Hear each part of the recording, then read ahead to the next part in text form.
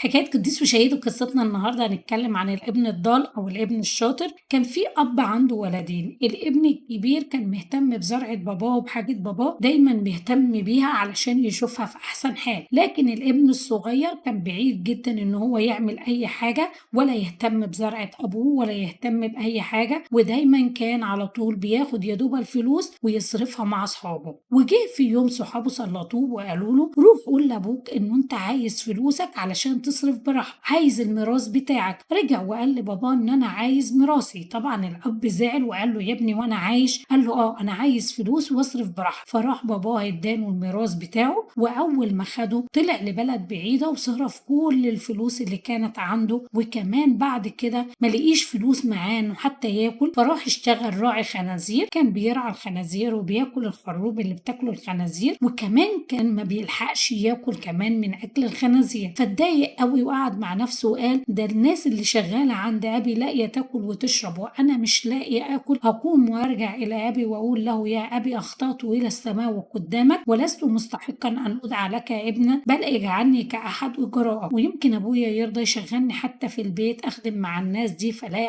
اكل واشرب. ولما رجع وهو وراجع لقى انه ابوه بيبص عليه وقاعد مستنيه، ولما شافه جري عليه وخده في حضنه. ولما في الوقت ده عمل 4 حاجات: اداله الحلة، والحلة هنا بترمز للمعمودية اللي بترجعنا لحضن الرب تاني، واداله الخاتم. الخاتم هو هنا بيرمز للملك، يعني ربنا بيفكرنا ان احنا دايما في البنوة، ان احنا اولاد لربنا ومخلوقين على صورته. والتالت حاجة الحذاء، والحذاء رمز كلمة الله، ان احنا دايما لازم نسلك في وصايا ربنا وفي تعليم ربنا ما نبعدش عنها. والعجل المسمن، وهنا العجل المسمن بيرمز للإفخارستية اللي بناخدها هي جسد المسيح ودمه، لما قال من يأكل جسدي ويشرب دمي يثبت فيا وأنا فيه. الأب لما عمل الوليمة دي، والابن الكبير هنا هو اللي حزن وزعل لما عرف إن أبوه يهتم بأخوه عمل له كده. القصة دي هي حياتنا. الأب هو الرب يسوع اللي لما بنبعد عنه لما بنيجي نرجع له تاني بياخدنا في حضنه وبيطبطب علينا، وعمره ما بيعاتبنا إنه انتوا بعدتوا عني، دايما بيكون قريب مننا. والرموز اللي هم ال4 حاجات دي دايما في حياتنا لما بنعملها بنكون أولاد لربنا. ودي كانت قصة الابن الضال، ولربنا المجد الدائم إلى الأبد. آمين.